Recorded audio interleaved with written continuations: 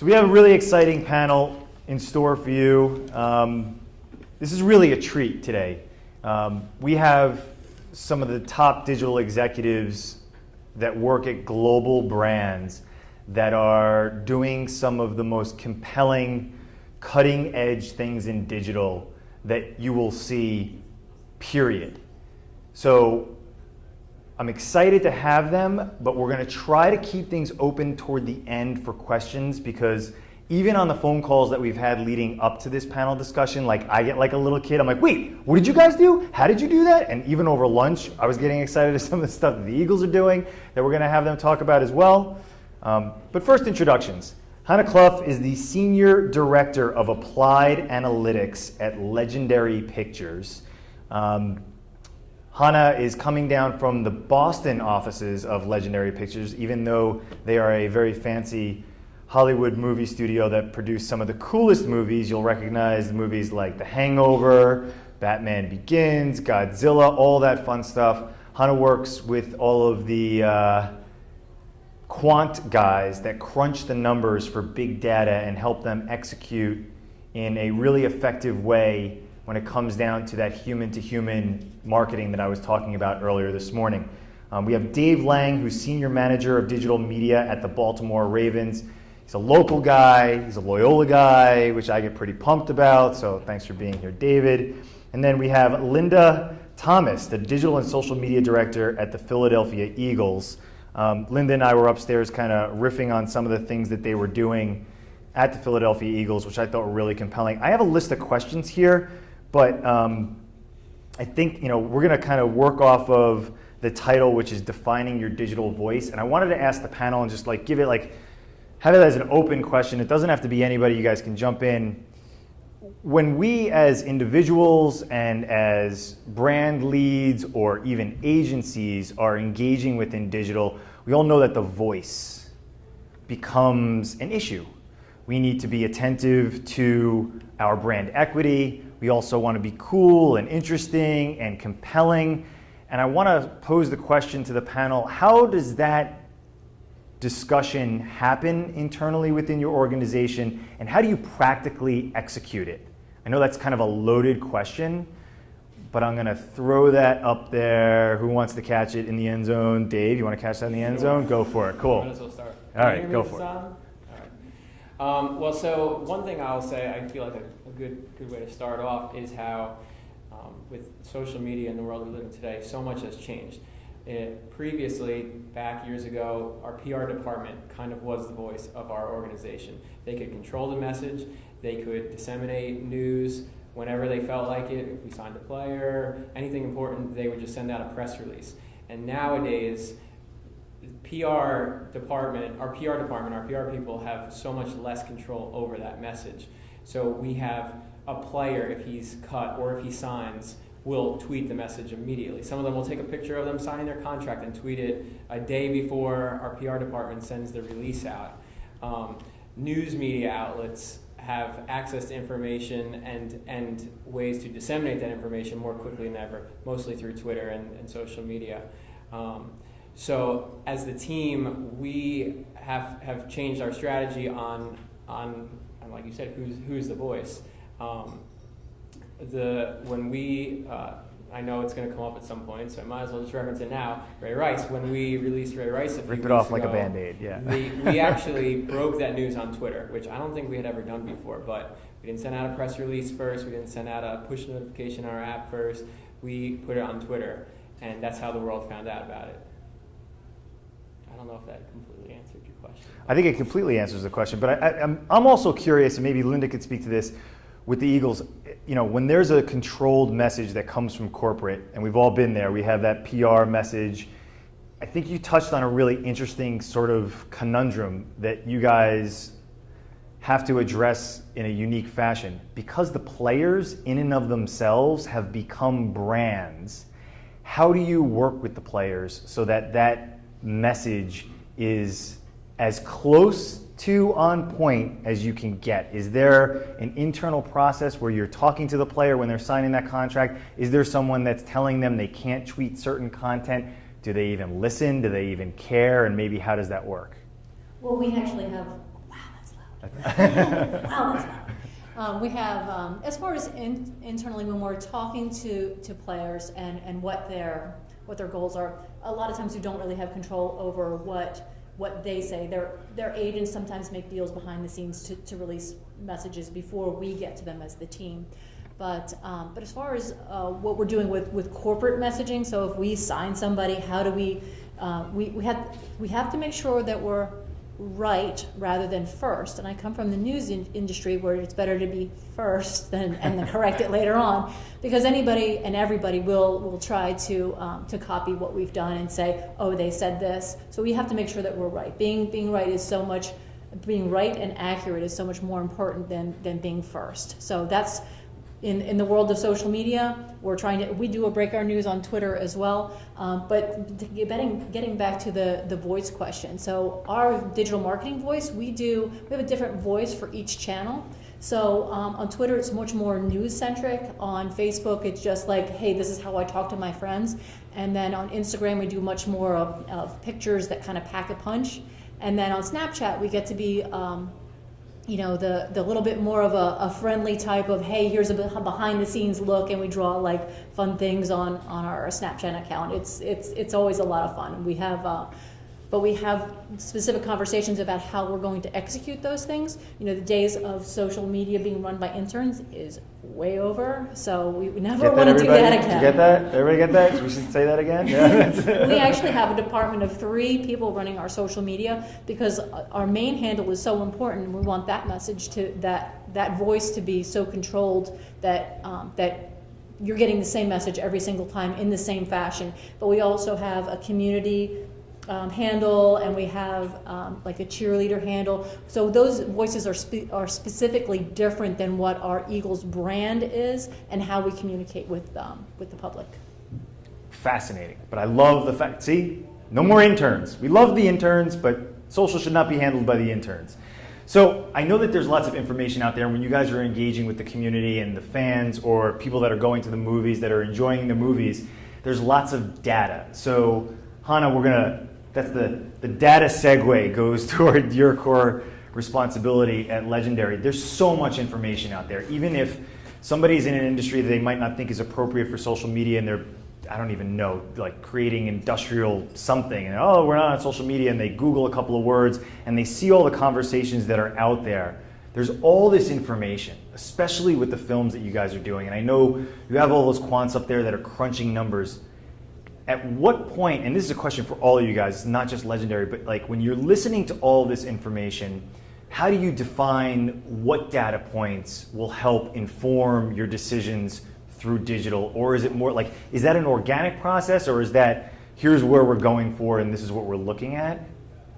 Well, we almost, can you guys hear? Okay. Come on. I can yell. Is this That's better? better. Okay. I think that's better. Better? Great. Yeah. I think for us, and it's so interesting to hear these guys talk, we were comparing our businesses earlier. For us, data really sits at the core of any decision we make. And I almost, when I was prepping for this panel, I honestly can't think of either a minor decision within a marketing campaign where we didn't look at data to be informed. And I think it's sort of driven a cycle for us where we almost now have to use and depend on data because we found some nuggets of info that we actually didn't expect, or we assumed that things would be different than they are, and it's really teaching us why would you assume this about your customer base or your fan base? You're not them. And a lot of times the people we're targeting, like 18-year-olds, I'm no longer that, unfortunately, but I want to know what they think, and the only way to know that is for the data to tell me. So as a kind of a most recent example, our Godzilla DVD came out and we launched a campaign around it. And there were a couple of things we found. One, the creative that we thought would resonate with the fans really didn't, about like the monster itself.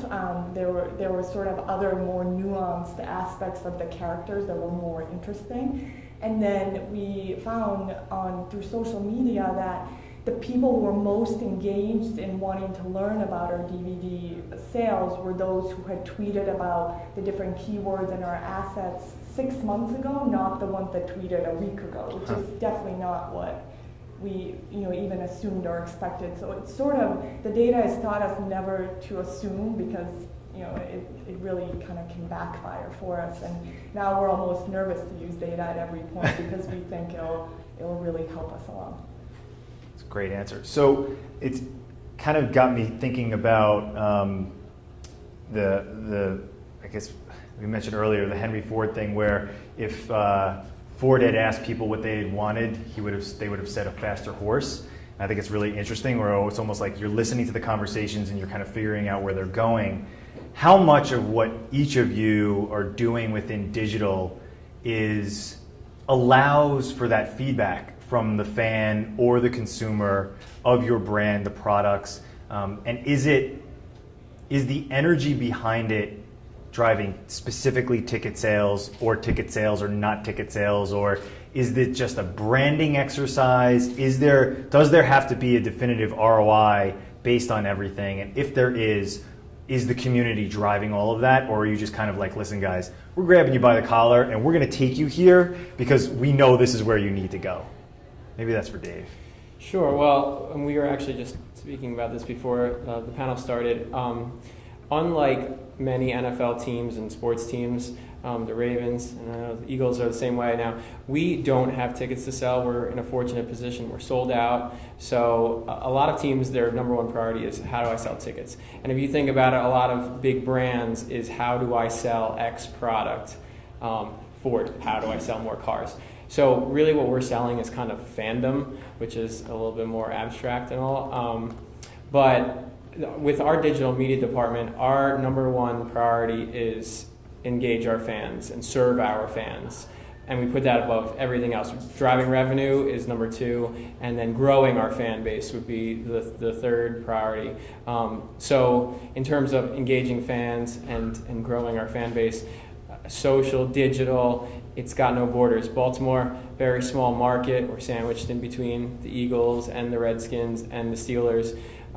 So we're even limited on where we can market geographically, but we can reach people nationally and internationally over digital. And in terms of listening to the fans, I mean, it's definitely important when you talk about engaging fans. We want to have an interaction with them. We want to have a dialogue.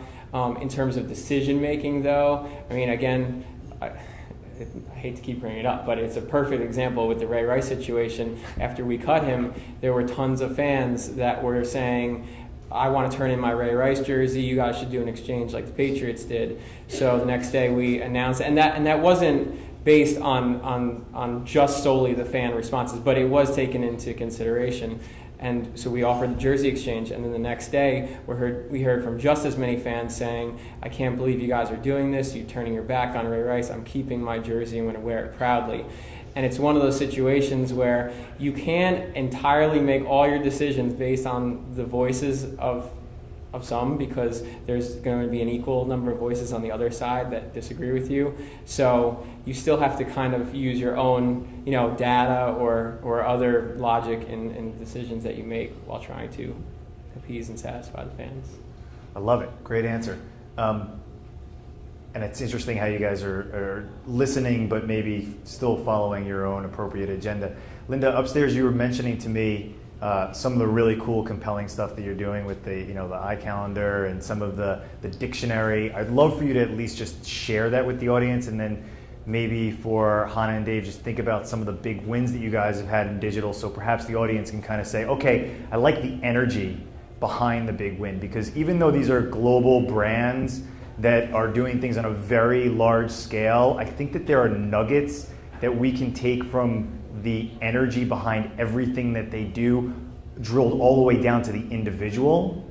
And I'm thinking specifically about that dictionary story, so I'll shut up and let you tell everybody what the heck I'm talking about there. Right. So we were talking over lunch, and one of the big wins that we had was at the beginning of the season, after we signed Cody Parkey, we're all sitting around, what do we, how are we going to position this, that kind of thing. So we started looking at like the Twitter feeds and seeing what people were writing. Well, people were calling them like Parallel Parkey and Love Parkey and that kind of stuff. So we thought, hey, why don't we start with hashtag Love Parkey, because that was one of the, like Love Park, for those people who aren't from Philadelphia, but they have the L and the O, V-E. So we came up with Love Parkey, and then we wrote a definition around that. And then we came up with a bunch of them after that. It just sort of culminated into this big social media marketing where everybody loves it. Our owners love it. The players love it. They actually asked for us to start framing these. So some of, like the first one that we actually posted was bar winning for Connor Barwin, wherein the definition is the act of batting a ball down. So we have a picture of him, an actual dictionary definition of what that means. So we call it hashtag bar winning. And then what was cool is during, we've done, for Brent Selleck, we did Sellectricity. It's charged so big it knocks your helmet off because he gets his helmet knocked off. And after Polk got ran the return, we started calling him the Incredible Polk. It's one who turns midnight green in the middle of a game and returns for a 102-yard touchdown. So cool stuff right there. So we started coming up with these, and this was our big digital marketing when we, and then already like people are picking it up in our media. They're calling them. They're using the same hashtag we're using. Yes, we're still using their handles and that kind of thing, but it's a different way of controlling the conversation, and it's grown to a point that now they want to do a book with all these items in it. They want to do T-shirts, and this was just kind of us sitting around and saying, hey, what can we do that's kind of new and different? And we've got this new player. What does this look like? And we also have the Sproul train for Darren Sproles, which was so cool. We actually sat around for a while trying to come up with the right words, because you don't want to come up with something that could be taken in wrong context or could be taken the wrong way, because people were trying to say Sproling, but that sounded like strolling. So we said, no, we're not going to use that. So it just took a bunch of people in a room. And this is, the way that we run our meetings is that, and I know all of you sit in meetings all the time, and if I can just give you a little piece of advice, when you have that posturing that's going on there, where people are like, they just want to say something to say it. You want to encourage creativity, and we do a lot of whiteboarding, and every idea is a good idea. It's not a political thing, and a lot of people will do that. Anyway, just my 2 cents on that one. But anyway, it was fun. It's a lot of fun to do. So I think it's fascinating because you kind of bubbled up a really compelling idea that was sort of community generated and sort of user generated, but sort of not, maybe like along the energy of feeling community generated, but really you guys created it. And I'm curious, like Hana, from a major movie studio, how much reverence is paid to the shift? And this is a big deal. There's a lot of things that I learned about movies where they used to previously do the spray and pray type of mentality. We're buying lots of television ads. But now your group, responsible for data, is now tasked with doing those types of things, right? Like seeing what's happening on the ground and then maybe creating your own unique content that feels that way and is more appropriate and perhaps more compelling for the end user. Are you guys at Legendary facilitating systems and processes? I mean, Linda and Dave are obviously heading up full divisions in their organization that are solely responsible for this, even though it's a monster. How are you guys addressing it? Is it coming from Thomas Tull? Is Thomas saying, we need to talk to the person at the bottom of the funnel that has the Legendary tattoo on their wrist that Matt brought up that one time? But like, is that coming from the top down, or like, how is that working internally with Legendary? Maybe might be able to help everybody with their own businesses addressing that. Sure. I was just going to say our biggest victory was finding the guy who had a Legendary tattoo on his wrist. And we felt like we really targeted very well when we found him. But yeah, one of our big focuses has been making sure we're actually targeting the right people. And Hollywood is known a little bit for the spray and pray, where you see a lot of trailers on TV and you really don't get a lot of impressions back, engagement data, things like that. So you just kind of hope and pray things come back and people want to see your movie. And TV especially is very expensive. So a very expensive buy where you don't always see the ROI necessarily. So that's why we're so just excited about having social media as a platform where we can actually see real-time engagement. But as far as organizationally, I think another sort of big focus on us has been to take control of the voice that you talked about earlier and how that voice is told. And it's really trickled. I didn't know this before I got to Hollywood, but it's a very complicated system of agencies and partners, and to not go into too much detail, to be able to then like really take hold of that and tell the voice to everyone across that chain and then actually execute it has been something that's been a lot of hard work, but something we really focused on a lot over the last few months, I would say. That's great. Anybody else want to piggyback on that? We're going to shift to questions now. I know these guys are doing some really exciting stuff, and I know that you all have been listening to really interesting panels so far. If you have a question, raise your hand. We got the microphone. The floor is yours. Yes. You just state your name, where you work, all that other fun stuff. Cool. So I'm Ahmed. Actually, I own an agency up the Raleigh. So I'm just kind of here visiting you guys. Just a quick question for Dave and Linda. So from a kind of sports perspective, I grew up in the UK. You support a football team or a soccer team because there's some sort of emotional connectivity, whether it's your parents support the same team or for whatever reason. So do you guys actually see social media as that kind of channel where you can maybe break down that emotional connectivity and use it as a fan acquisition basis? So you can actually, from your work, you can actually generate new fans, maybe who aren't based locally, but from an international perspective. I know Dave touched on that a little bit, but what are your ideas on that? Do you think you guys can actually change how things have worked for many years? You go first. Well, it's interesting too that you have the two. I mean, how long have the Eagles been around? Since 1933. And this is our 19th season. So I mentioned the geographic issue with the Ravens, that challenge, but we're also a very young team. I mean, there's one generation of Ravens fans, basically.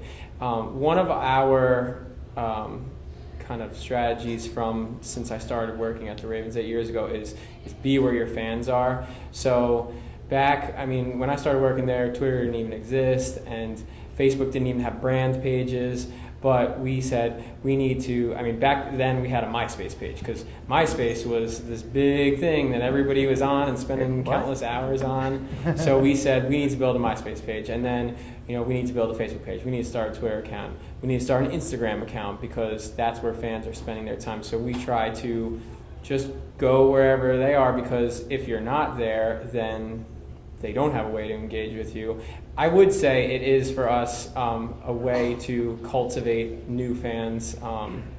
Obviously, there's a lot of the younger people that are using some of these channels. So we probably don't try to reach out internationally as much as some others, just because we're trying to grow more in the U.S.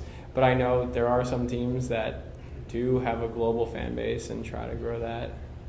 Right. We don't have an international strategy as well, but what's interesting is when we look at our analytics, we can definitely see that there are definitely some people that are internationally interested in us, and there are broadcasts out to that. So people can get our social media messages that way, and they can look at our website and our apps and all that other stuff. But what we like to do is we're trying to get the new generation of fans, because our fan base is aging but what's great is these people will their tickets to the generation that's coming up. I can't tell you how many times they don't want to change the date on the day that they purchased the tickets. They want it to be from the 1934 season. They, even though Ticketmaster didn't exist then, they want that to be on there just because they want that it's been in the family for that long. It's a generational thing. But yes, we are reaching out to other generations in new ways, and I like that we're doing that. It's so cool to see fans in other areas. I like to find pockets of people that are Eagles fans that are outside the market and just say hi to them because they're wearing their Eagles gear. I'm like, hey, how are you? It's good to meet you. So we are building, if not international, at least nationally.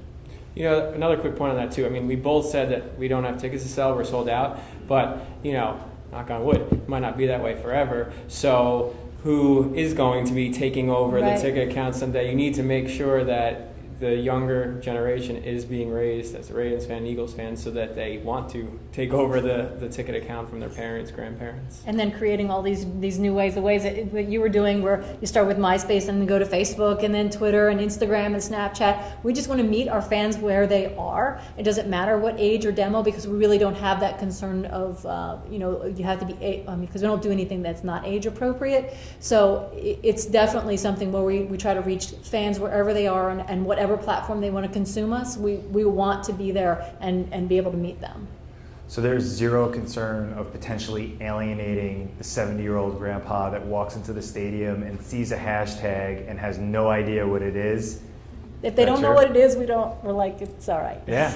It's okay. There's a grandchild somewhere that can explain it, right? And even to that point, I'll say, if there was any concern about alienating people, it would be like when the people at our stadium want us to post a message on Facebook that really is only appropriate to the 70,000 people that walk through the gate on game day. There's 2 million people that like our Facebook page. More people that see this message are not going to be in the stadium, and it's not going to apply to them. So there would be a concern about alienating those people, and we wouldn't want to put out a message that's targeted and intended for a small audience that's going to get seen by a larger audience and the wrong audience, but never the other way around, really. And we also geofence. So around our stadium, we geofence. So if you're on the Eagles Wi-Fi, you get certain messages that you wouldn't outside. So that's just another technology way that we're getting people inside, and we can exclude the people on the outside. That's very cool. Because nobody cares about Actually, these I'm going to piggyback on that, and I know I said questions, but for Legendary, when you guys are doing events like Comic-Con, is that the same process? Like you guys are communicating just to the Comic-Con attendees, and then there's a different message for all the global stuff that's going out? I think it's together. So Yeah. they both go out to both. So but, but it's certainly an event that is core to our house. So it's this event in San Diego where a lot of comic book fans come, and they're kind of at the core of our fan base, as you would say. So it's definitely the guys with the legendary tattoos that go to that, and we want to make sure they like us. Yeah, absolutely. And get more tattoos. So the question kind of goes with that. So first, it's great meeting you guys upstairs. So my name is Robert. I'm a marketing director. I'm also a write marketing blog. So my question is really for all three of you, and it's kind of on a crisis communication side of things for social, because of course, as soon as somebody gets upset, they're going to say something.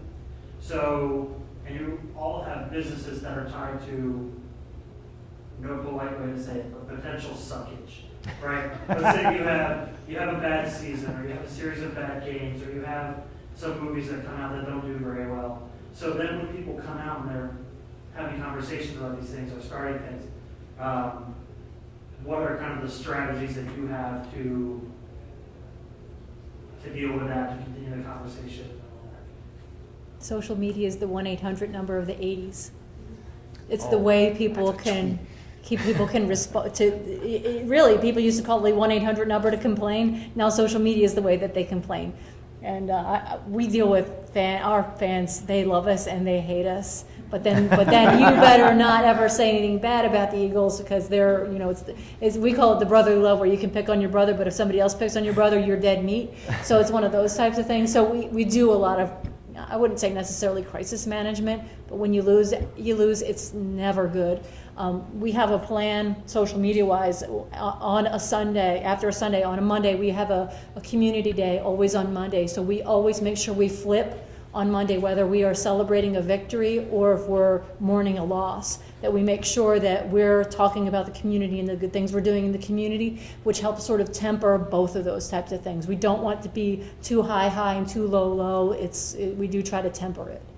So that's what we do. I was just going to say, too, I think fans need an outlet to release. I mean, we're not going to, we understand that people need to vent. Actually, on our message boards on game days, we have a game thread for people to come on and discuss the game, but we also have a vent thread that we open up. Like if we lose and people just want to go on and complain and vent, we say, do it right here.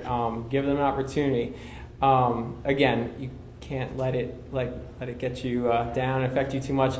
And we won't delete the negative comments too, because you have to be transparent. If you delete stuff, Then they get more mad. Exactly. They're just going to pile on. So we give people the opportunity. I mean, from a business standpoint, I think that's your focus group. That's some valuable information. Again, it's one thing to talk about if people are complaining, oh, the team lost and Joe Flacco looked terrible. I mean, we can't really actually do anything per se to fix that. But if you have a product that you're marketing or a movie maybe, and people complain about the ending or they just complain about a way that the product doesn't work, I mean, that's great information then to improve the product. I wish it was that easy to just do with a football team. Yeah, I couldn't agree more. I almost wish people were more vocal when things sucked, because one of the things we found through our modeling is a lot of the sentiment on social media tends to be positive. So you get people on there who like your product, want to engage with it, just saw a great movie, want to tell you about it. I almost worry we don't get the people who are negative, so then you don't know if they don't say anything. I think we can send some people over your way. Yeah. Yeah. I don't need them right now. But there's a little bit of authenticity too, right? We also can't change a movie that comes out and people don't like. So what are you gonna do? You kind of gotta see it and almost let it play out, and almost guide your strategy around what the feedback is. So your marketing strategy, you want to know what you have and how good the product is, and only your fans can kind of tell you that.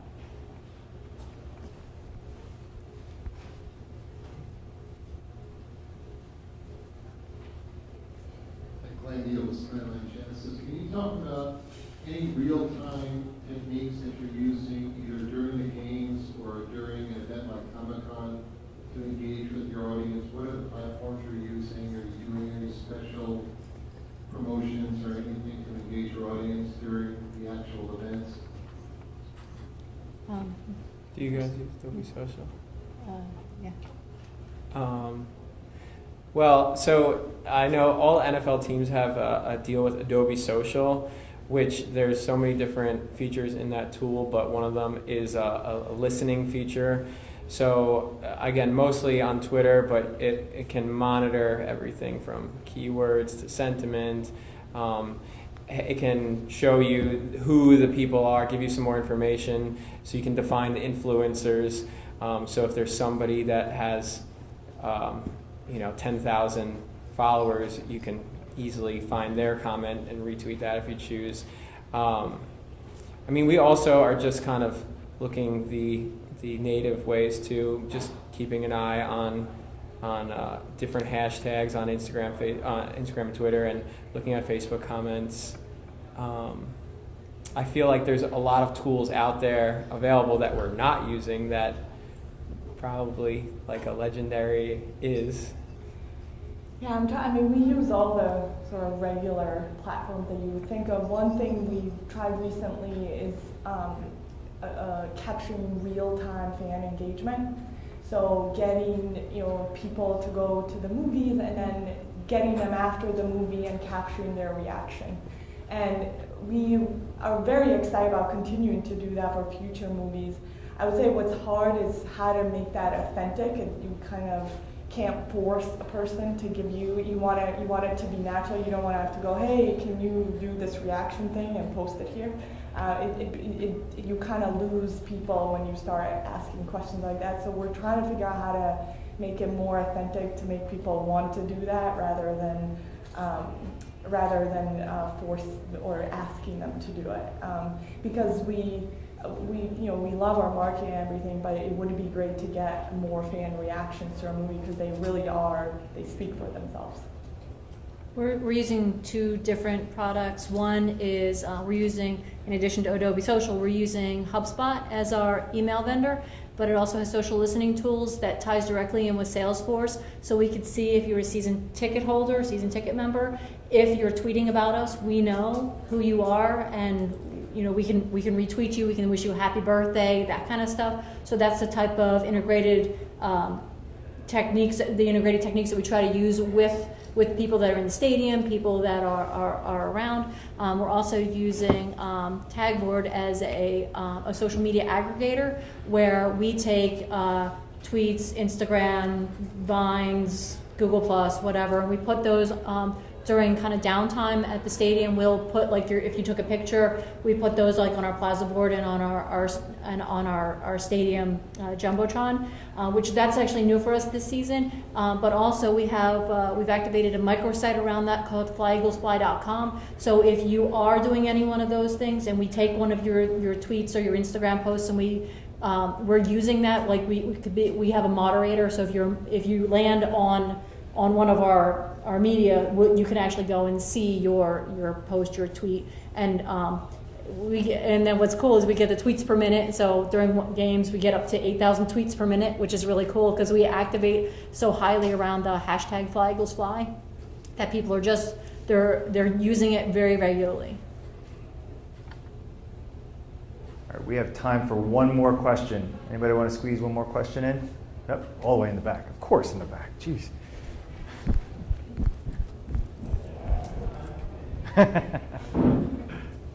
Thank you. Jason Mangler with Verisign Technology.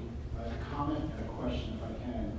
Related to the suckdom, two statements back. I think about 5-6 years ago, ESPN and Comcast found that there was a number of people out there in the space complaining about the product.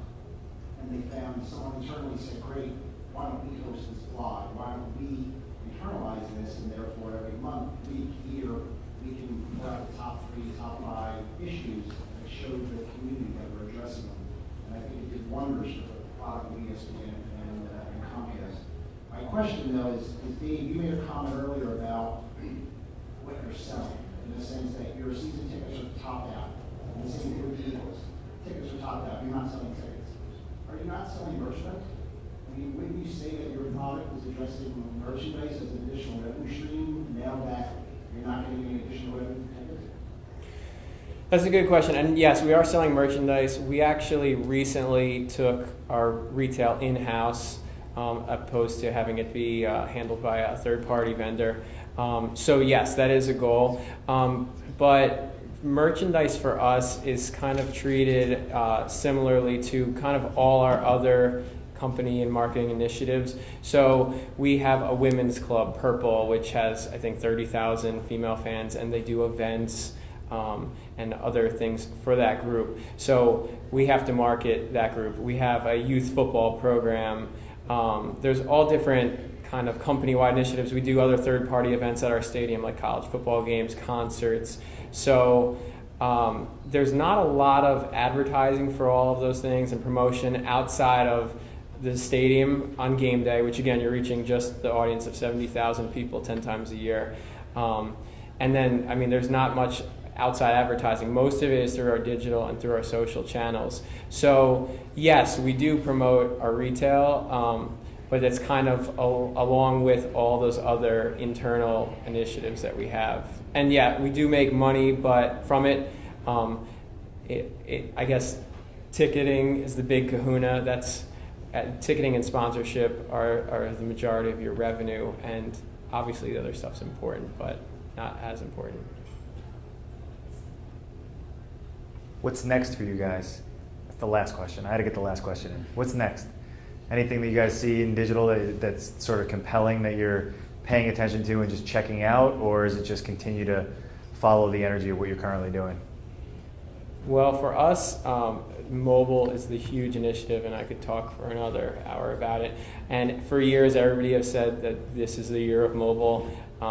You know, if this isn't the year, then last year probably was the year of mobile. We are just seeing so much of our traffic go to our mobile channels, whether it's our mobile app or our mobile site. Our app now gets more traffic than our full website does.